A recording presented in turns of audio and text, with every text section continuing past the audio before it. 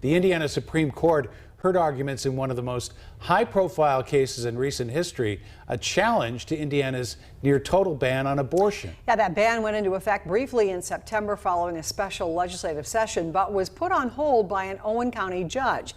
The law bans abortion at all times during pregnancy, except in cases of rape or incest up to 10 weeks post-fertilization, risks to the mother's health, and lethal fetal anomaly. Now, CBS 4's State House reporter Kristen Eskow was at today's hearing and brings us a recap now of the arguments. The hearing lasted about 70 minutes. No decision was made, but the justices had several questions for the attorneys on both sides of this case. The lawsuit focuses on an alleged right to privacy violation under the Indiana Constitution. Indiana's near-total ban on abortion arrives at the Indiana Supreme Court. The hearing comes months after a group of abortion providers sued the state, arguing the abortion law violates Hoosiers' right to privacy under the state constitution. Those who wrote the Indiana Constitution did not understand abortion to be a right protected by the Constitution. The trial court. Indiana Solicitor General Tom Fisher is hoping to get the abortion ban back into effect after a temporary injunction was issued in September.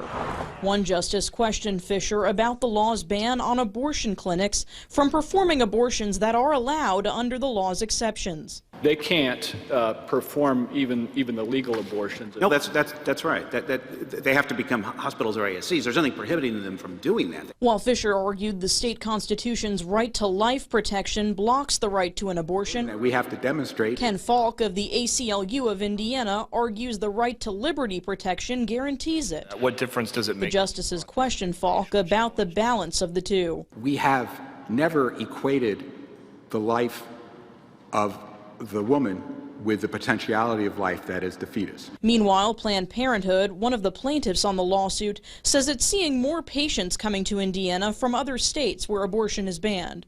Rebecca Gibron says her team will help Hoosiers find services in other states if the law goes back into effect. It is unconscionable that anyone should have to leave their home state to access basic health care. There was some discussion as to whether the justices should rule only on the preliminary injunction itself or the merits of the case.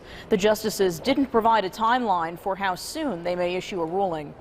At the State House, Kristen Eskow, CBS 4 News.